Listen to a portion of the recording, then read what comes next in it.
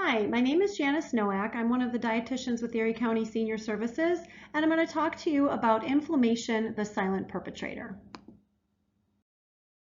So why should we discuss inflammation? Well, as you can see, chronic inflammation may be at the root of the development of many different chronic conditions, and it can also lead to poor overall health.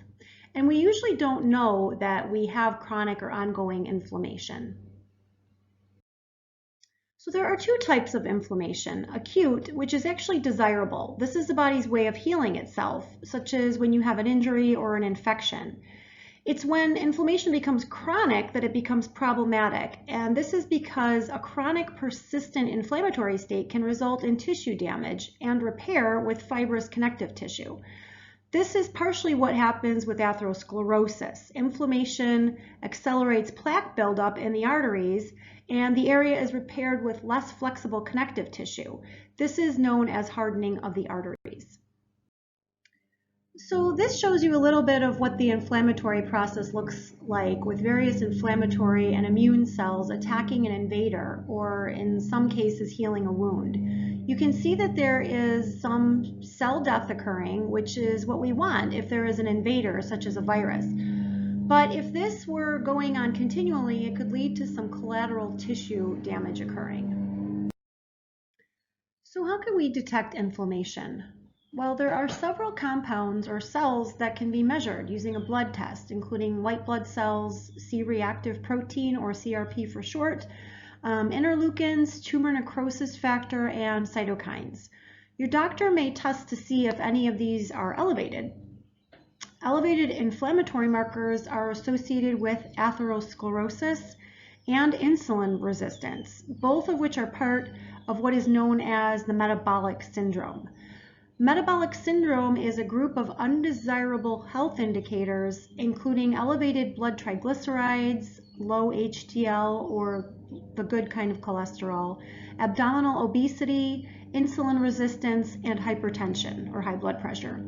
Having 3 or more of these criteria indicates a diagnosis of metabolic syndrome, which increases the risk for developing other chronic conditions such as heart disease and type 2 diabetes.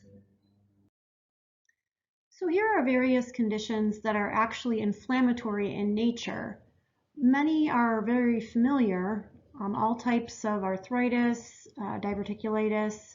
Usually if you hear itis at the end of a word, you think of inflammation, but there are many others.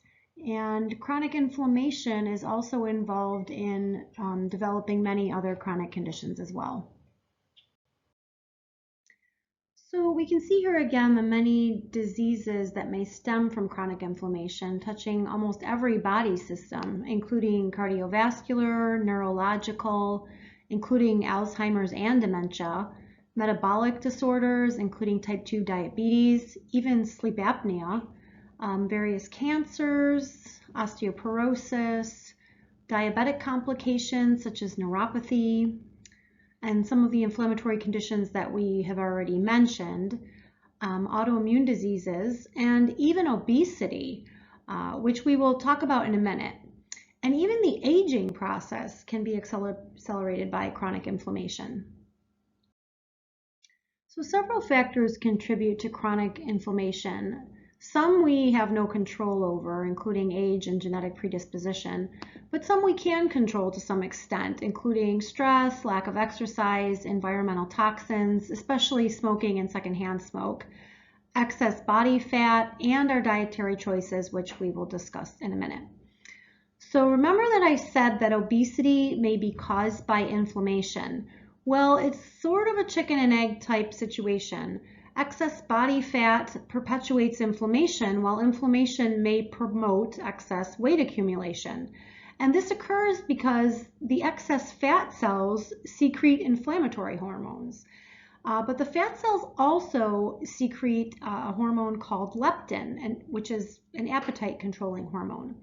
However, inflammation actually suppresses the effect of leptin, which may then lead to overeating, thereby perpetuating this body fat inflammation cycle. So here again, we have some contributors to chronic inflammation and some things that are helpful in reducing inflammation.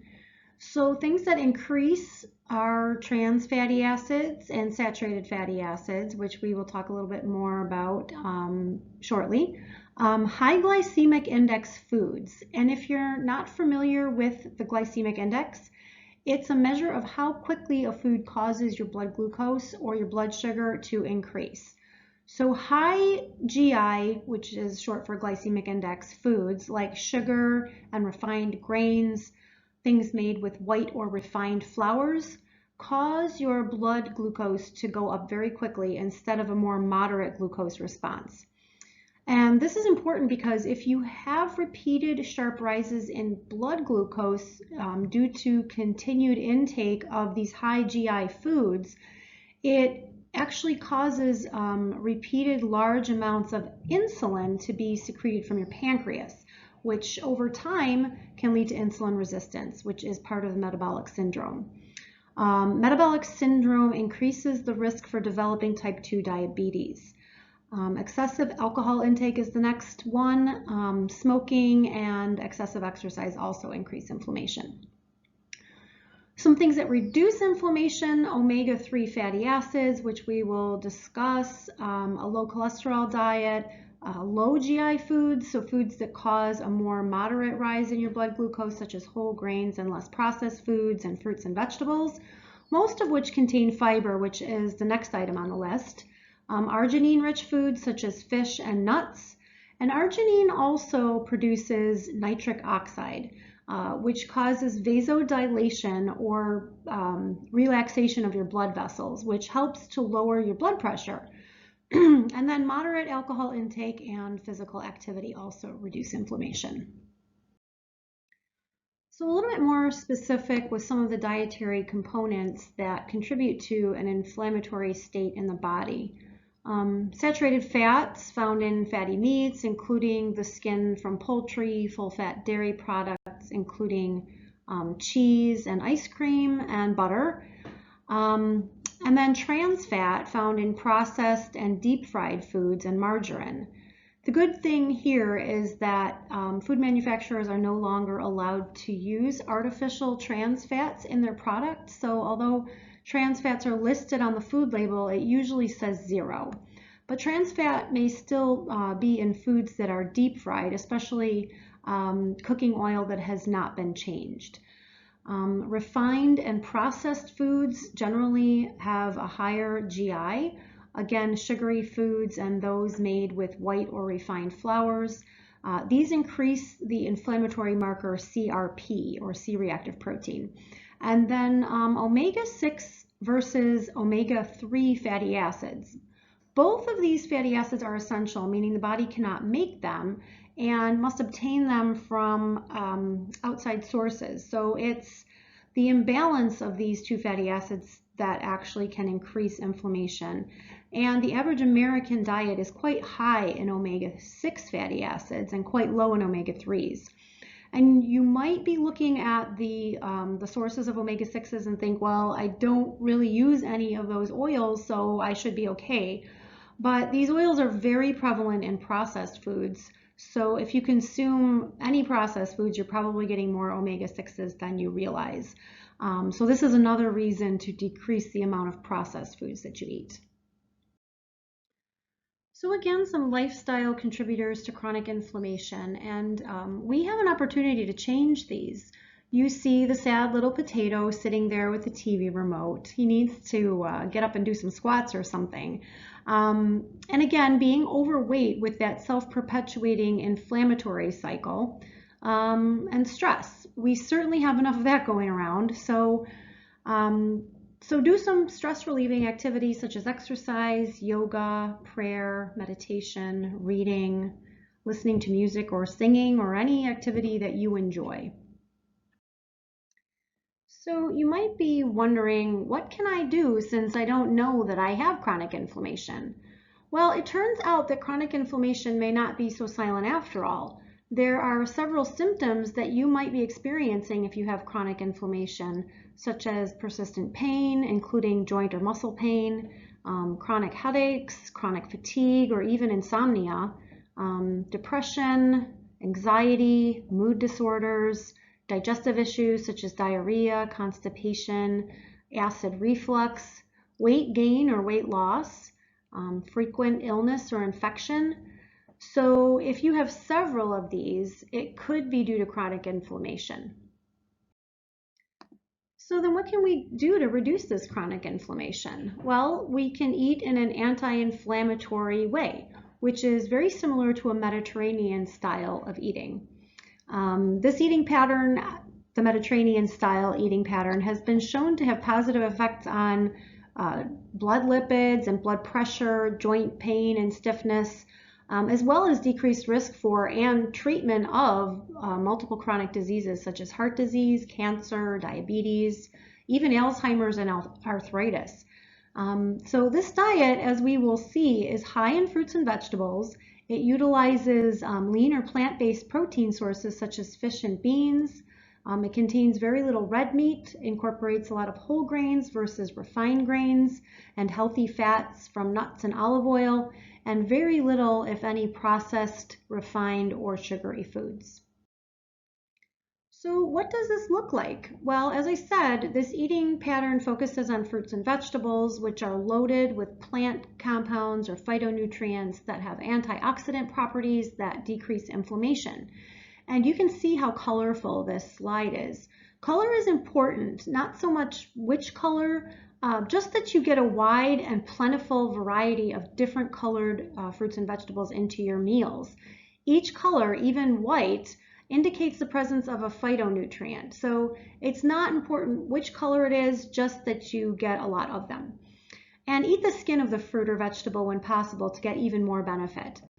Fruits and vegetables also contain fiber, which helps to decrease inflammation as well. So again, protein in the Mediterranean style eating pattern comes from lean sources, especially salmon and other omega-3 rich fish, skinless poultry, and also try to include plant sources of protein on multiple days of the week from legumes, things like beans, peas, or lentils, which are also high in fiber. And then soy products and also nuts and nut butters, which contain healthy fats. Now, the nuts and nut butters you should probably use in moderation because they are also high in calories. But remember that the plant-based protein sources are also high, or they contain phytonutrients that actually help to reduce inflammation as well. The grains come from whole grains that contain fiber and have a lower glycemic index, such as whole grain breads, cereals, pasta, brown and wild rice, barley, buckwheat, oats, bulgur, whole grain farro, millet, quinoa, and even popcorn. So try incorporating one of these lesser used whole grains into your meals. And then gradually increase your fiber intake to about 40 grams per day, which is quite a bit of fiber, so also increase your fluid intake at the same time. Fiber intake is inversely associated with certain inflammatory markers, so the more fiber you eat, the lower these markers are. And you can also get fiber from fruits, vegetables, and legumes, which come with their own water content. So again, for fats, you want to decrease your intake of saturated and trans fat sources from animal products and processed foods, and replace them with monounsaturated fats from things like olive oil, avocado, and nuts. Now, monounsaturated fat contains anti-inflammatory plant compounds, and they also help to improve your blood lipid profile. And when you're choosing your olive oil, choose extra virgin olive oil, which contains more of those polyphenols, those plant compounds, which are powerful antioxidants than the more processed versions of olive oil. And also include sources of anti-inflammatory omega-3s from fatty fish or from plant sources of omega-3s such as walnuts or canola oil. So we hear a lot about omega-3s, and you may even be taking an omega-3 supplement, but what are they? So omega-3 fatty acids are polyunsaturated, meaning that they have more than one double bond in their fatty acid chain, versus monounsaturated fats, which only have one double bond. And this affects how they function in the body.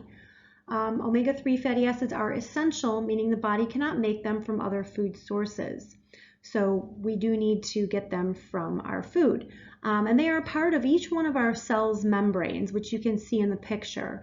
A double-layered membrane made up of fatty acids, and they help to maintain the fluidity of these membranes, allowing things to easily move in and out of the cells. They also have anti-inflammatory and anti-cancer functions and improve cardiovascular and neurological function, as well as decrease depression. There are different versions of omega-3s. Alpha-linolenic acid, or ALA, comes from plant sources such as flaxseed oil, walnuts, canola oil, various seeds such as pumpkin, chia, and hemp seeds. Some dark leafy greens like spinach, broccoli, Brussels sprouts, and cauliflower, which is not green, but it still has some omega-3s, and kale. Soy products, quinoa, and wheat germ. Now, EPA and DHA are from fish sources, and these are the forms that are used by the body. ALA, or the omega-3 found in plant-based foods, needs to be converted to EPA and then DHA before it can be utilized in the body. And as you can see from the slide, the conversion rate is quite low. So you would need to get or eat quite a bit more of the plant sources of omega-3s in order to obtain the same amount that you would get from a lesser amount of the fatty fish sources. So again, the real issue with omega-3 intake is that the average American diet, there's usually a large imbalance between these two fatty acids, as I mentioned earlier.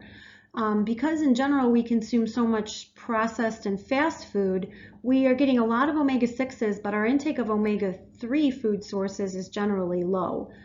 And we need both types since they're both essential and both play important roles in the body.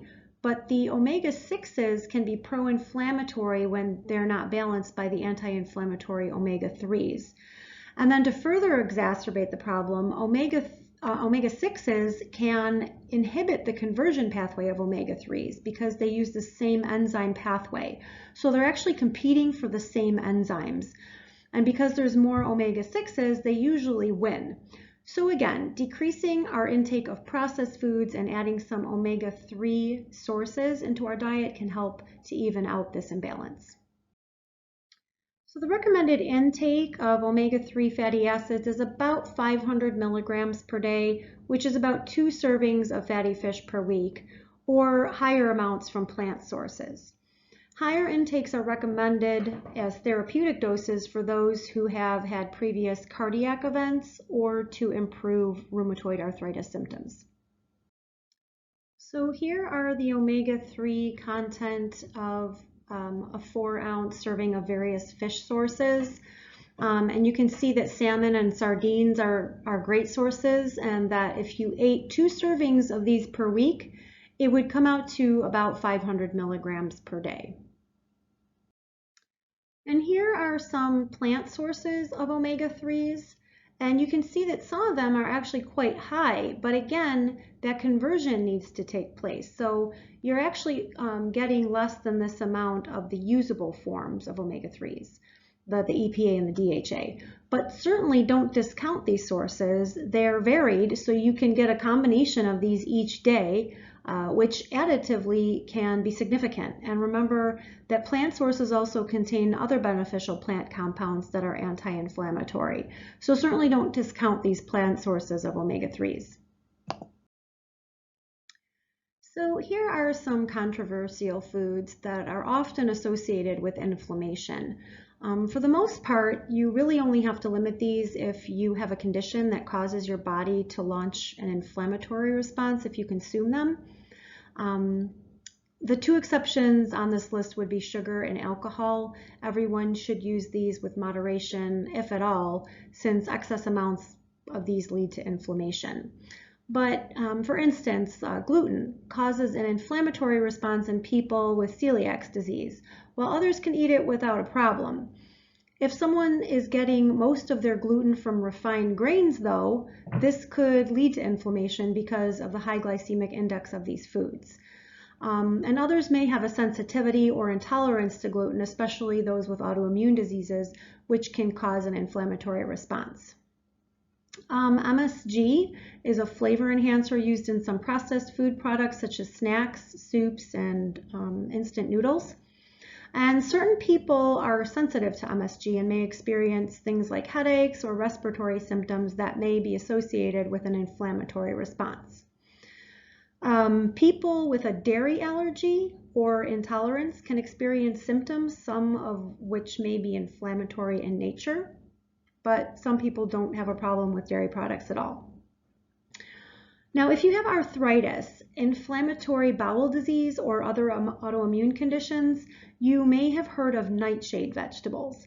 These include things like potatoes, tomatoes, eggplant, sweet and hot peppers.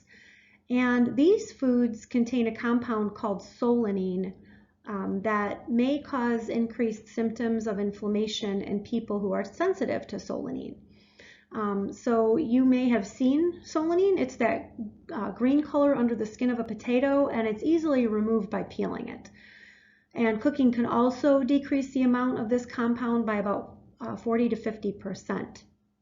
But many of the foods in the nightshade category are actually healthy, antioxidant-rich foods that are actually anti-inflammatory. So I would limit them only if you have noticed increased symptoms after consuming them.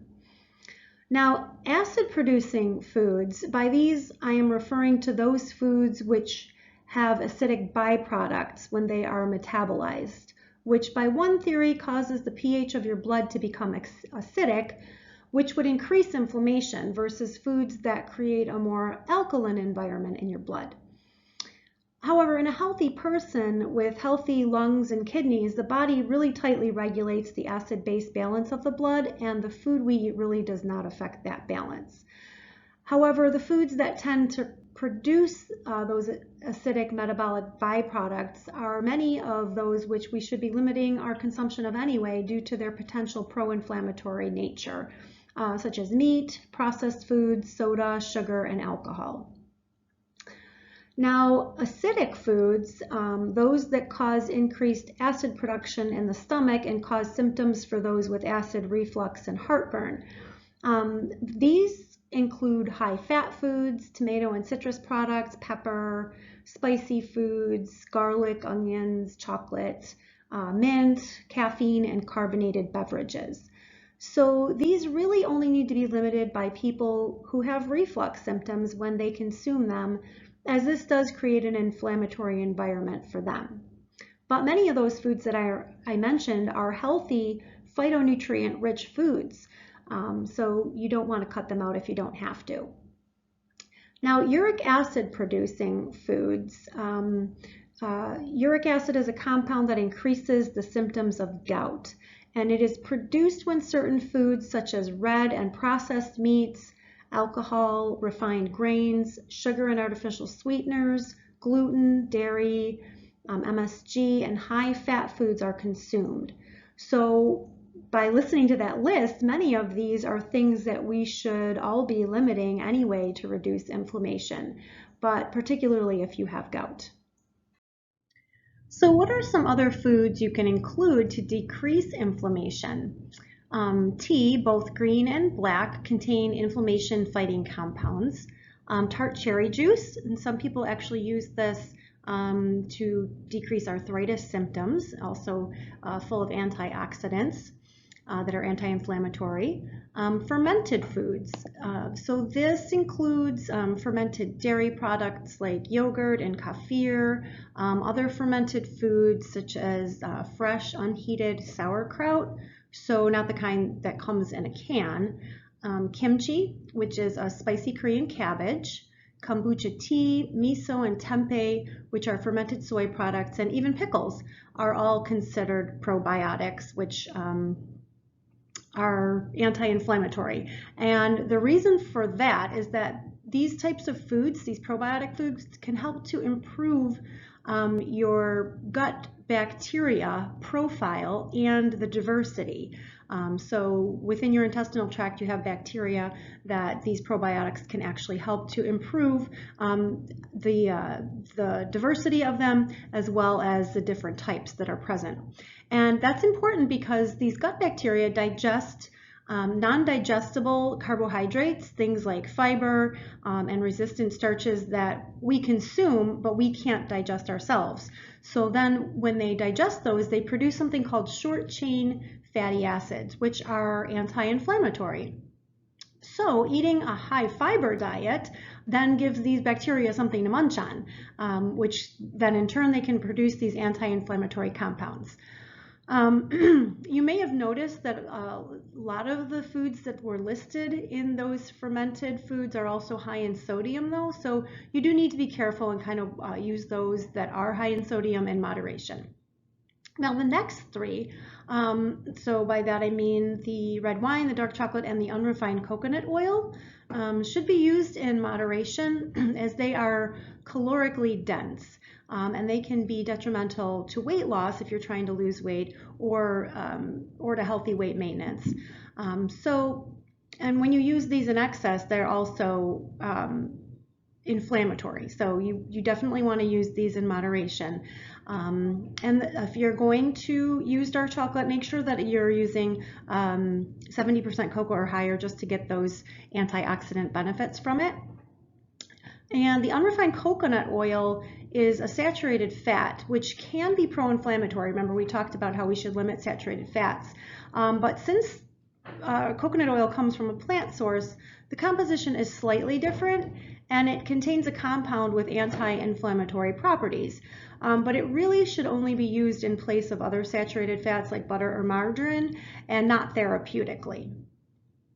And then spices. So here you can use these without reservations. So go wild and season your food. Try some maybe that you have never tried before or used, like maybe you haven't used turmeric or curry powder. It's delicious and it has a lot of anti-inflammatory properties. So these spices really do help to make food taste great, and they add so much flavor to your food as well as those anti-inflammatory benefits without adding any sodium or calories. So go ahead and season away. So should you use or take supplements? Well, you really need to examine your eating pattern, and hopefully you're getting adequate amounts of these anti-inflammatory compounds from your healthy food consumption. Or you can make changes to what you are currently eating so that you are getting all of the beneficial nutrients from food. It's always better to get your nutrients from food than from a pill that isolates individual compounds or nutrients. That being said, if you are not consuming fish or other plant sources of omega-3s on a regular basis, you may want to consider an omega-3 supplement. And a multivitamin is not a bad idea for almost everyone. We aren't perfect and all of the time, and we really don't need to be, but a multivitamin is like a little insurance policy. So if you're going to take one, look for one that contains antioxidant vitamins and minerals such as vitamin A and C and E and folic acid and selenium, as well as vitamin D. And then choose one that does not contain iron, unless of course your doctor has told you that you need to take iron, because iron can actually become oxidized in the body and become pro-inflammatory. But many of the senior formulations are iron-free. So what else can we do? Well, exercise. Studies have shown that individuals with better fitness levels have lower levels of inflammatory markers. And exercise is also beneficial for managing weight and for managing many chronic diseases. And it just makes you feel good. Remember those feel-good endorphins. And then lose weight if you are not currently at a healthy weight. Studies have shown that weight loss produces a decrease in inflammatory markers, probably because of improvement in that self-perpetuating inflammatory cycle that we've already talked about. So some practical application. So when you're having that probiotic yogurt or that fiber-filled oatmeal, sprinkle in some omega-3 rich walnuts or flax seeds or pumpkin, chia, or hemp seeds, or try some dried tart cherries, which are full of antioxidants, or anti-inflammatory cinnamon. Cinnamon adds sweetness without adding sugar, and it makes almost everything taste better. Or when you're preparing pasta dishes, stir fries or soups or casseroles, or just a veggie side dish, add these flavor-filled and flavor-enhancing herbs and spices. They add so much flavor and so much inflammation-fighting power. So the next several slides are more practical application with some inflammation-friendly menus. I'll just let you take a look at these, making sure to notice, well, first, how delicious this eating pattern looks. This is a very appealing eating style. And then how high in fruits and vegetables it is, filled with whole foods, very little, if any, processed food, whole grains from oatmeal or whole grain bread, crackers, quinoa, and lots of plant protein sources from nut butters, soy, which you can see in the soy milk and the tofu in these menus, and legumes, the chickpeas there, which also contain anti-inflammatory phytonutrients. And legumes also have fiber, like we mentioned. And then healthy fats like monounsaturated fats from nuts and omega-3s from the soy products. Leafy greens and the quinoa also have some omega-3s, and lots of herbs and spices. So again, some more inflammation-friendly menus, high in all of those anti-inflammatory foods.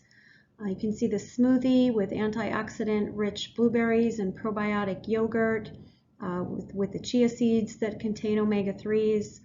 The Mediterranean wrap with a whole grain tortilla with omega-3 rich tuna and a variety of veggies. Might even have some olives with monounsaturated fat in them. And then fiber and plant protein rich legumes with the healthy fats from the avocado, lean chicken with healthy spices, antioxidant rich sweet potato with cinnamon, garlic on the beans, and then more fruits and veggies paired with plant-based protein. So here again, these menus are filled with fruits and vegetables and whole grains, some plant-based and lean protein sources, healthy fats, and anti-inflammatory herbs and spices with very little or no processed foods. And so the whole pattern, the whole Mediterranean style pattern, is filled with whole foods that are both healthy and delicious. So what's the bottom line?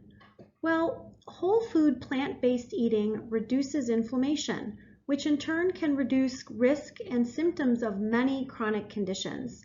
So try to include a variety of these anti-inflammatory fruits and vegetables and whole grains, fiber, healthy fats, and seasonings into this wonderfully healthy, and as we saw from the menus, wonderfully delicious style of eating. And try to make small gradual changes that over time will add up. So maybe start by adding one more serving of fruits and vegetables each day, or maybe try adding more beans into your diet instead of some of that animal-based protein. Or try brown or wild rice or quinoa instead of white rice.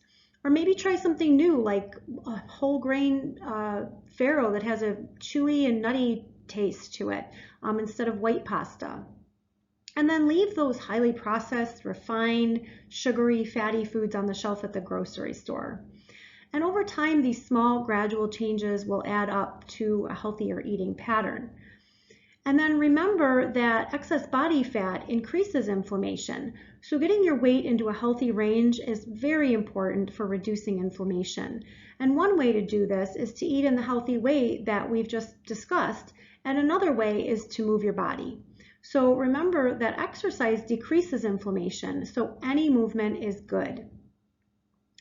This lifestyle pattern that we've just been talking about, it leads to better living where you will feel better and you'll have a greater quality of life. And that's really the ultimate goal, and that's worth living for.